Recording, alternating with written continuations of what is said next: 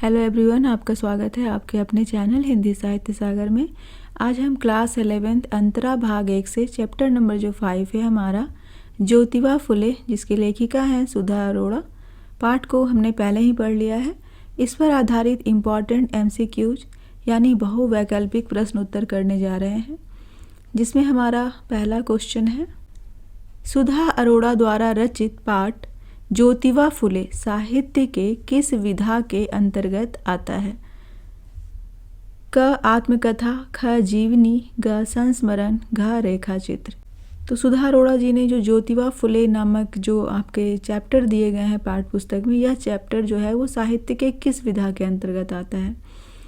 तो इसका right answer हो जाएगा यह जीवनी है, क्योंकि सुधा अरोड़ा जी ने यहाँ पर महात्मा ज्योतिबा फुले के जीवन का एक अंश लिया है इस चैप्टर में, इसलिए यह एक जीवनी है। नेक्स्ट क्वेश्चन है, ज्योतिबा फुले ने किस प्रकार के सामाजिक मानसिकता वाले लोगों के खिलाफ आवाज उठाई?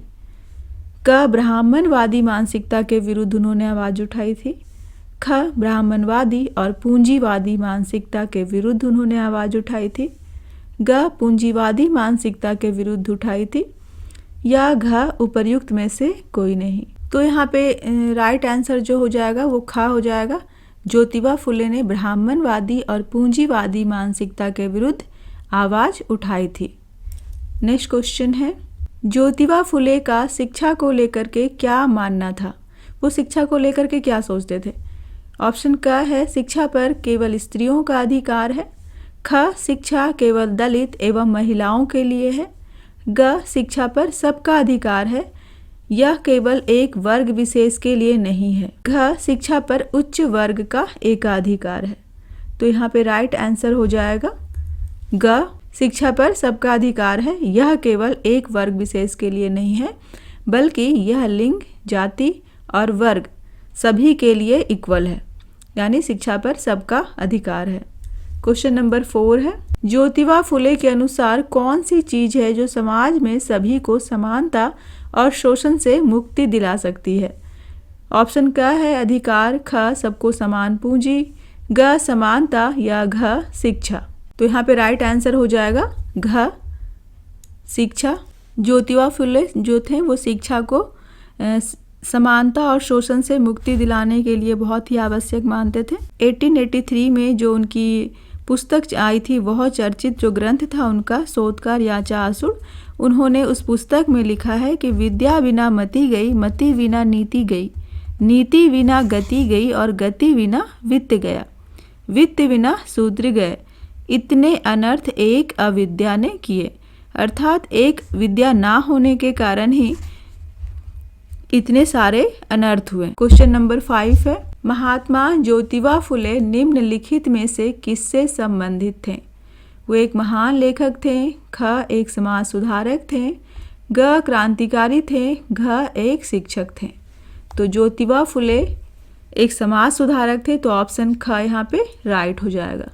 क्वेश्चन नंबर 6 है, सामाजिक विकास के आंदोलन के 5 प्रमुख लोगों में ज्योतिबा फुले का नाम क्यों नहीं शामिल किया गया? ऑप्शन देखते हैं। ऑप्शन क है, लोगों का ध्यान इस ओर नहीं जा सका। ख क्योंकि ज्योतिबा फुले ने किसी भी प्रकार का सामाजिक विकास आंदोलन नहीं चलाया था। ग क्योंकि सूची को बनाने वाले उच्च वर्ग के प्रतिनिधि थे। घ उपर्युक्त में से कोई नहीं। तो यहाँ पे राइट आंसर हमारा ग हो जाएगा, क्योंकि सूची को बनाने वाले जो वर्ग थे वो उच्च वर्ग से ताल्लुक़ रखते थे, और उन्होंने इसके कारण ही ज्योतिबा फुले का नाम जो 5 सामाजिक विकास आंदोलन के प्रतिनिधि थे उस सूची में इनका नाम नहीं डाला गया। नेक्स्ट क्वेश्चन है, ज्योतिबा फुले ने समाज के किस वर्ग पर खुला हमला बोला? ऑप्शन क है, पूंजीवादी व्यवस्था पर, ख पुरोहितवादी मानसिकता पर, ग उच्च वर्ग पर, या घ उपर्युक्त सभी पर। तो यहाँ पे राइट आंसर हमारा हो जाएगा उपर्युक्त सभी पर।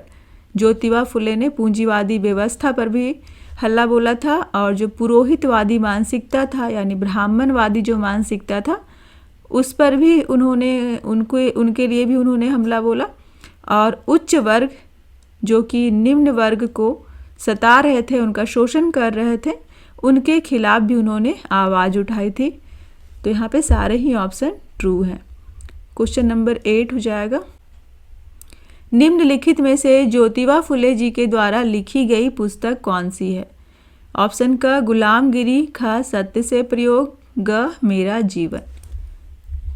गुलामगिरी जो है ज्योतिबा फुले के द्वारा लिखा गया पुस्तक है, अन्य दो इनके द्वारा लिखी गई पुस्तक नहीं है। क्वेश्चन नंबर 9 है, ज्योतिबा फुले जी की धर्म पत्नी का नाम क्या था?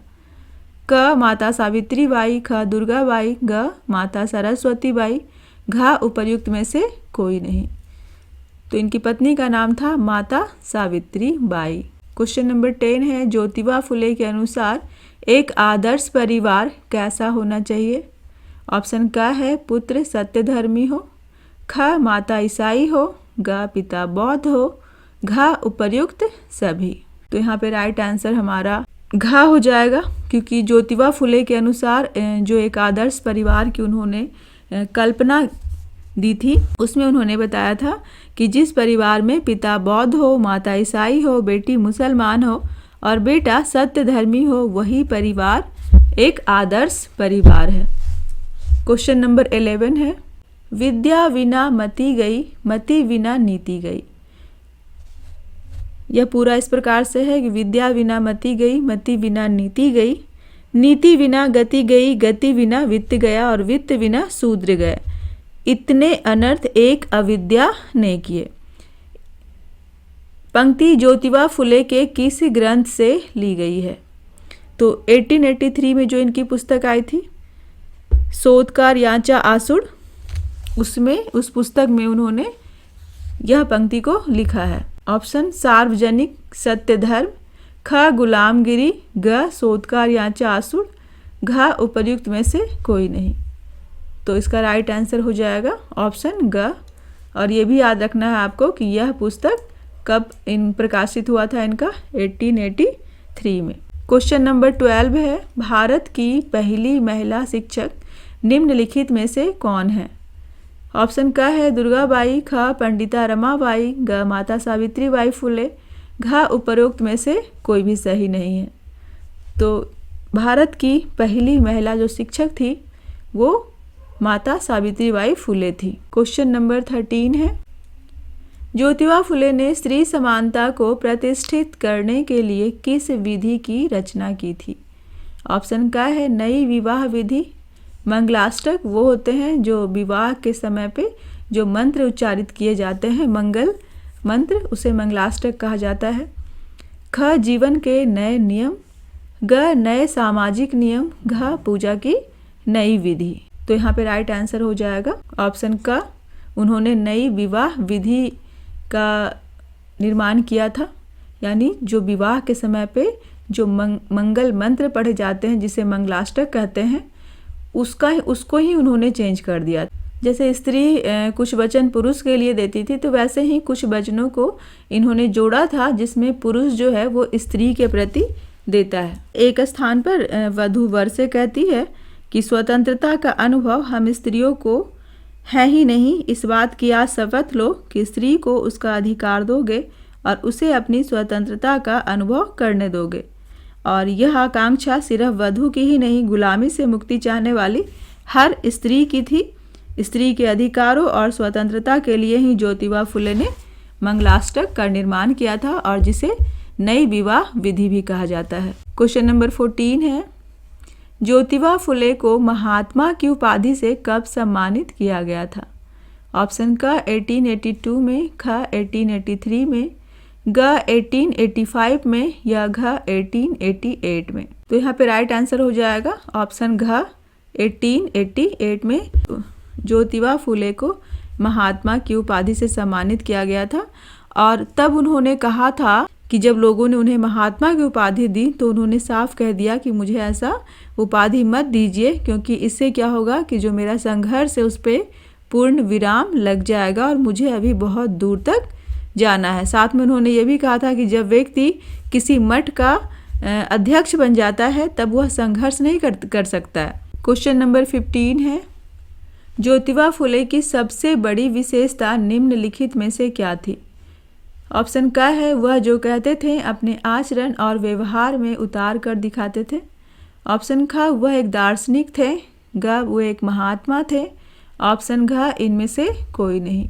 तो यहाँ पे राइट आंसर हो जाएगा क कि वे जो कहते थे वो कहने से पहले अपने आचरण में और अपने व्यवहार में पहले वो खुद उसको उतारते थे, उसके बाद ही वो दूसरे को कहते थे। जैसे उन्होंने जब बोला कि शिक्षा पर सबका अधिकार है और स्त्रियों को भी शिक्षित करना चाहिए, तो उन्होंने इस बात को कहने से पहले इसको अपने व्यवहार में उतार के दिखाया। इसके लिए उन्होंने क्या किया कि जो उनकी पत्नी थी सावित्री बाई, उनको उन्होंने पढ़ाया और उनको शिक्षित किया और वो आगे चलकर एक शिक्षिका बनी जो भारत की पहली शिक्षिका है। और इस प्रकार से जब उन्होंने अपनी पत्नी को शिक्षित कर दिया, उसके बाद ही उन्होंने अन्य स्त्रियों को, महिलाओं को, बच्चों को और लड़कियों को प्रेरित किया कि आप भी पढ़िए। तो ये एक एग्जाम्पल था कि वो किस प्रकार से पहले अपने व्यवहार में उतारते थे जो वो कहते थे और उसके बाद ही दूसरे को वो बातें कहते थे। क्वेश्चन नंबर 16 है, स्त्री शिक्षा के समर्थक ज्योतिबा फुले ने सर्वप्रथम किसे शिक्षित किया? ऑप्शन क है अपनी बहन को, ख अपनी पत्नी को, ग अपनी माँ को या घ अपनी बुआ को। तो यहाँ पे राइट आंसर हो जाएगा कि ज्योतिबा फुले जी ने सबसे पहले अपनी पत्नी माता सावित्री बाई फुले को शिक्षित किया था। क्वेश्चन नंबर 17 है, ज्योतिबा फुले का विवाह माता सावित्री बाई से कब हुआ था? ऑप्शन क है 1830 में, ख 1835 में, ग 1840 में या घ 1842 में।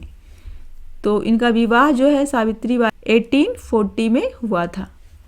क्वेश्चन नंबर 18 है, ज्योतिबा फुले ने अपनी पत्नी सावित्री बाई को किस किस भाषाओं में शिक्षित किया? ऑप्शन का अंग्रेजी एवं मराठी में, ख अंग्रेजी एवं हिंदी में, ग मराठी एवं हिंदी में, घ हिंदी में। तो इसका राइट आंसर हो जाएगा कि इन्होंने अपनी पत्नी को अंग्रेजी में और मराठी दोनों ही भाषाओं में शिक्षित किया था। क्वेश्चन नंबर 19 है, पुणे में निम्न वर्ग की बालिकाओं के लिए सबसे पहले पाठशाला कब खोला गया? ऑप्शन क है 10 जनवरी 1848 को, ख 4 जनवरी 1848, ग 5 जनवरी 1848, घ 14 जनवरी 1848। तो यहाँ पे राइट आंसर हो जाएगा ऑप्शन घ 14 जनवरी 1848 को पुणे में निम्न वर्ग की बालिकाओं के लिए सबसे पहले पाठशाला खोला गया था। क्वेश्चन नंबर 20 है, सावित्री बाई जब पढ़ाने के लिए घर से पाठशाला तक जाती थी तो रास्ते में खड़े लोग क्या करते थे? ऑप्शन का गालियां देते थे, ख उन पर थूकते थे, ग गोबर फेंकते थे एवं उन पर पत्थर उछालते थे, घ उपर्युक्त सभी। तो यहाँ पे राइट आंसर हो जाएगा घ उपर्युक्त सभी। जब भी वे पाठशाला तक जाती थी तो जो रास्ते में खड़े लोग होते थे, जो पूंजीपति वर्ग हो गए, उच्च वर्ग हो गए या ब्राह्मणवादी मानसिकता के लोग हो गए, जो वो नहीं चाहते थे कि शूद्र भी आगे पढ़े या लड़कियों को भी शिक्षित किया जाए, क्योंकि वो डरने लगे थे कि इससे इनको अधिकार मिल जाएगा अगर ये शिक्षा ले लिए तो, और फिर वो किसका शोषण करेंगे। तो वो नहीं चाहते थे कि ये लोग शिक्षित हों। तो इसलिए सावित्री बाई और ज्योतिबा फुले का जो उद्देश्य था उसमें वो रोड़े अटकाते थे। और जब माता सावित्री बाई पाठशाला तक बालिकाओं को शिक्षित करने के लिए जाती थी तो तरह तरह से उनका जो मनोबल था उसे तोड़ने का प्रयास करते थे। तो वो उनको गालियां देते थे, उन पर थूकते थे, गोबर फेंकते थे, ताकि किसी भी प्रकार से वो आगे ना बढ़ें और अपने कदम पीछे कर ले। परंतु इन सब चीज़ों का उन पर कोई असर नहीं हुआ और वे अपने उद्देश्य को प्राप्त करने में जुटे रहे। क्वेश्चन नंबर 21 है, ज्योतिबा फुले एवं उनकी पत्नी सावित्री बाई ने एक प्राण होकर अपने मिशन को पूरा करने के लिए कितने वर्षों तक काम किया?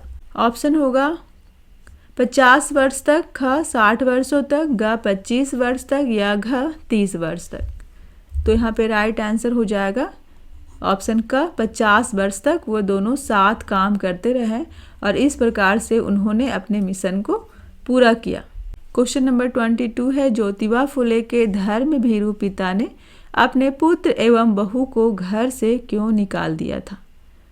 ऑप्शन का है पुरोहितों के दबाव में आकर, ख रिश्तेदारों के दबाव में आकर, ग पुरोहितों एवं रिश्तेदारों के दबाव में आकर, घ उनके पिता उन्हें पसंद नहीं करते थे इसलिए उन्होंने उन्हें घर से निकाल दिया था। तो यहाँ पे राइट आंसर हो जाएगा ऑप्शन ग कि जो पुरोहित थे और जो उनके रिश्तेदार थे उनके प्रेशर में आकर उन्होंने, हालांकि उनको पता था कि उनका पुत्र ज्योतिबा फुले और माता सावित्री बाई वो दोनों एक अच्छे कार्य में लगे हुए हैं और उनका उद्देश्य बहुत ही नेक है जो समाज का उत्थान करेगा, समाज में समानता लाएगा, परंतु वे जो सामाजिक जो नियम थे, जो ब्राह्मणवादी मानसिकता का उनके ऊपर जो प्रेशर था या जो उनके रिलेटिव्स थे कि अगर आप ऐसा नहीं करोगे या अगर आप उसका साथ दोगे तो हम सब आपसे रिश्ते नाते तोड़ लेंगे, तो इस प्रेशर में आकर के उन्होंने अपने पुत्र को और अपनी बहू को घर से निकाल दिया था। क्वेश्चन नंबर 23 है, दंपति ने यानी पति पत्नी ने समाज को आगे बढ़ाने के लिए निम्नलिखित में से कौन कौन से कार्य किए?